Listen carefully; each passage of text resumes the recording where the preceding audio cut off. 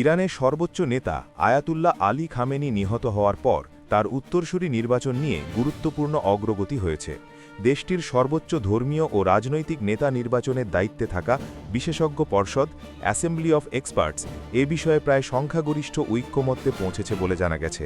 রোববার পর্ষদের সদস্য আয়াতুল্লাহ মোহাম্মদ মেহেদি মিরবাঘেরি এ তথ্য জানিয়েছেন।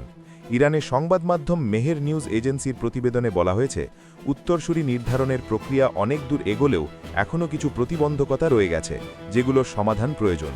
এর আগে শনিবার পর্ষদের এক জ্যেষ্ঠ আলেম জানান, সর্বোচ্চ নেতা নির্বাচনের বিষয়ে সিদ্ধান্ত নিতে সদস্যরা দ্রুত বৈঠকে বসতে পারেন এবং অল্প সময়ের মধ্যেই চূড়ান্ত সিদ্ধান্ত আসতে পারে। তবে ইরানের বিভিন্ন গণমাধ্যম জানিয়েছে, সিদ্ধান্ত গ্রহণের পদ্ধতি নিয়ে পর্ষদের সদস্যদের মধ্যে সামান্য মতভেদ দেখা দিয়েছে। বিষয়টি হল, চূড়ান্ত ঘোষণা কি সরাসরি বৈঠকের মাধ্যমে দিতে হবে নাকি বিশেষ পরিস্থিতিতে আনুষ্ঠানিক বৈঠক ছাড়াই তা জানানো সম্ভব। নূর নিউজ প্রকাশিত এক ভিডিওতে পর্ষদের সদস্য আয়াতুল্লাহ মোহসিন হায়দারি আলেকাসির বলেছেন, বর্তমান পরিস্থিতিতে সশরীরে উপস্থিত হয়ে ভোট দেওয়া কঠিন হয়ে পড়েছে। তিনি আরও ইঙ্গিত দেন যে সম্ভাব্য উত্তরসূরির নাম আন্তর্জাতিক পর্যায়েও আলোচনায় এসেছে। এদিকে মার্কিন প্রেসিডেন্ট ডোনাল্ড ট্রাম্প সম্প্রতি মন্তব্য করেছেন, খামেনির ছেলে মোজতাবা খামেনি তার কাছে গ্রহণযোগ্য কোনো বিকল্প নন।